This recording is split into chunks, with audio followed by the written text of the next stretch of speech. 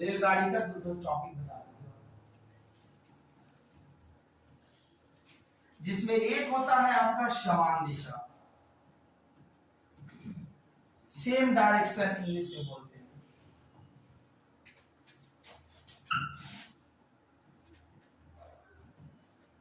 और एक होता है विपरीत डायरेक्शन, विपरीत दिशा या अपोजिट डायरेक्शन।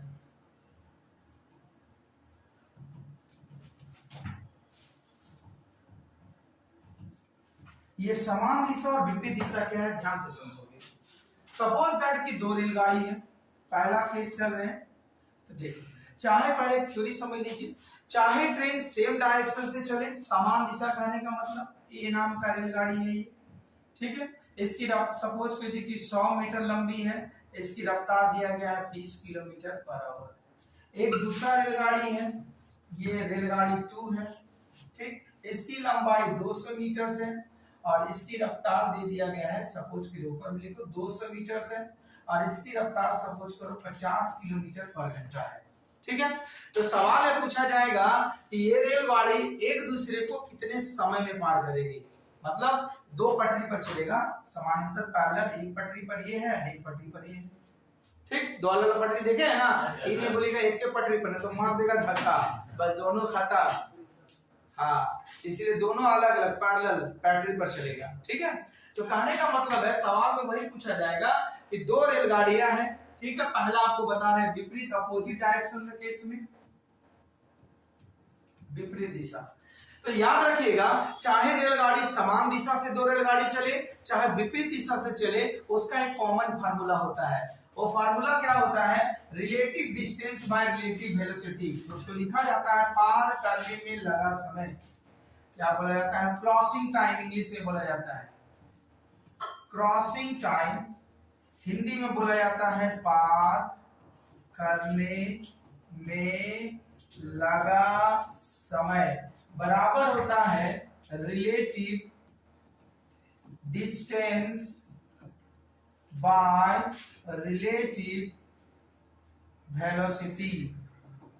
ये relative distance by relative velocity क्या होता है, जिसको हिंदी में कहते हैं सापेक्ष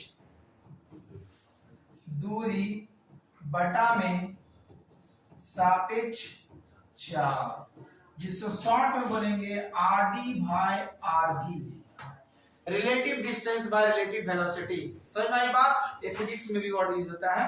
तो क्रॉसिंग टाइम मतलब चाहे रेलगाड़ी समान दिशा से चलेगा चाहे विपरीत दिशा से चलेगा, उसका जो बेसिक फार्मूला होता है relative distance by relative velocity या सापेक्ष दूरी बटा में सापेक्ष चाल। पार करने में लगा समय का फार्मूला क्या होता है, सापेक्ष दूरी बटा में, फिर से बोलिए सापेक्ष दूरी बटा में सापेक्ष चाल। कब पार करने में लगा समय बराबर सापेक्ष दूरी बटा में सापेक्ष चाल, ठीक है। तो देखो जनरल हम लोग वही चीज यूज कर रहे हैं, देखो समय बराबर फार्मूला क्या होता है, दूरी बटा चाल होता है, बस समय बराबर दूरी बटा चाल होता है, तो यहाँ कंडीशन के कारण यहाँ बोल दिया गया सापेक्ष दूरी बटा सापेक्ष चाल।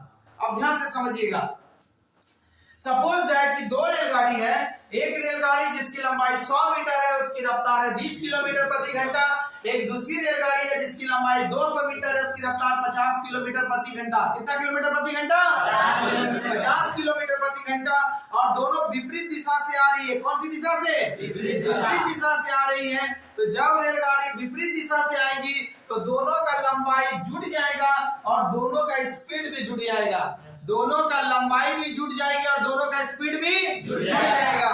तो मतलब इसका पार करने में समय जो लगेगा, इसका रिलेटिव डिस्टेंस मतलब दूरी कितना हो जाएगी, एक रेलगाड़ी की लंबाई 100 मीटर और दूसरा रेलगाड़ी की लंबाई कितना है 200, कितना मीटर 200 मीटर। तो ये दोनों मिलकर के हो गया 300 मीटर, और इसकी जो चाल है, एक का चाल है 20 किलोमीटर और दूसरा का चाल कितना है 50 किलोमीटर। तो दोनों को जोड़ देंगे तो कितना हो जाएगा 70 किलोमीटर पर आवर। फिर वही पुराना स्टोरी, इसकी लंबाई है मीटर में, इसकी रफ्तार है किलोमीटर प्रति घंटा। तो मीटर प्रति घंटा को किलोमीटर प्रति घंटा को मीटर पर सेकंड बोलेंगे तो कितना से गुना, कितना से गुना, 5/18 से गुना। तो जब इसको गुना करेंगे तो हो जाएगा 300 गुना 18 बटा में 70 गुना में 5, तो ये कटेगा 0 से 0, और 5 का पहाड़ा में 5 छक्का 30, और कटेगा 18 × 95, 18 छक्का 108, 108 बटा 7 सेकंड में वो जो दोनों ट्रेन रहेगी एक दूसरे को क्रॉस कर जाएगी। सही माई बात, समझ कॉन्सेप्ट आया? तो देखो यहाँ पर जब अपना विपरीत दिशा में रहा तो दोनों का लंबाई को जोड़ दिए और दोनों का स्पीड को भी जोड़ दिए, ठीक है। लेकिन जब दोनों समान दिशा में चलेगा,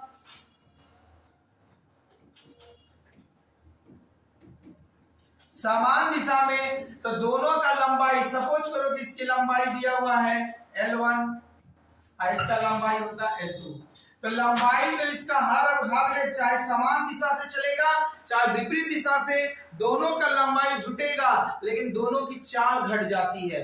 जब समान दिशा में रेलगाड़ी चलेगी तो दोनों का स्पीड आपस में घट जाएगा, जब समान दिशा में चलेगी तो दोनों की चाल क्या हो गया, घट जाएगा। जब दोनों रेलगाड़ी समान दिशा में चलती है तो दोनों की गति जो होता है आपस में घटा दिया जाता है। क्या किया जाता है, आपस में घटा दिया जाता है। और जब विपरीत दिशा में चलेगा तो दोनों की चाल को क्या कर दिया जाता है, जोड़ दिया जाता है।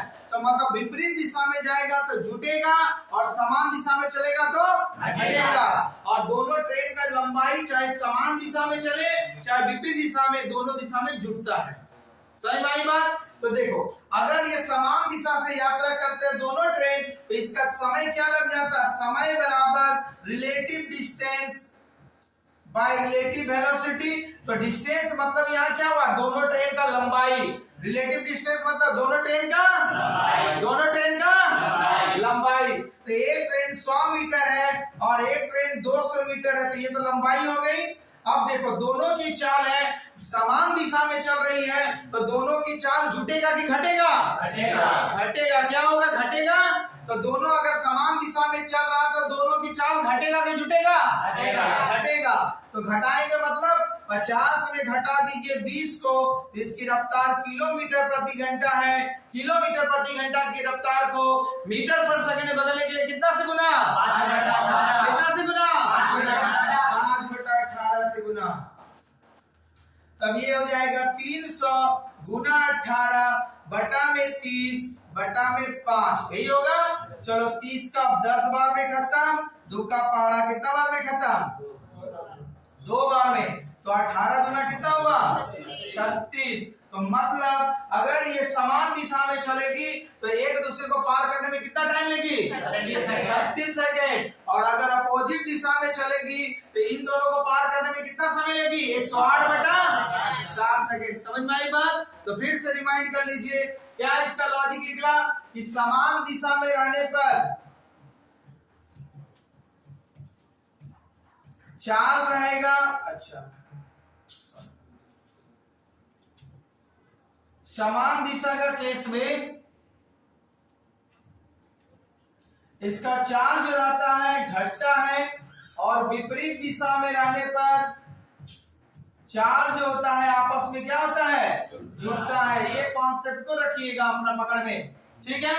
बाकी लंबाई वही रहेगा, चाहे समान दिशा से चले चाहे विपरीत दिशा से चले, ठीक है।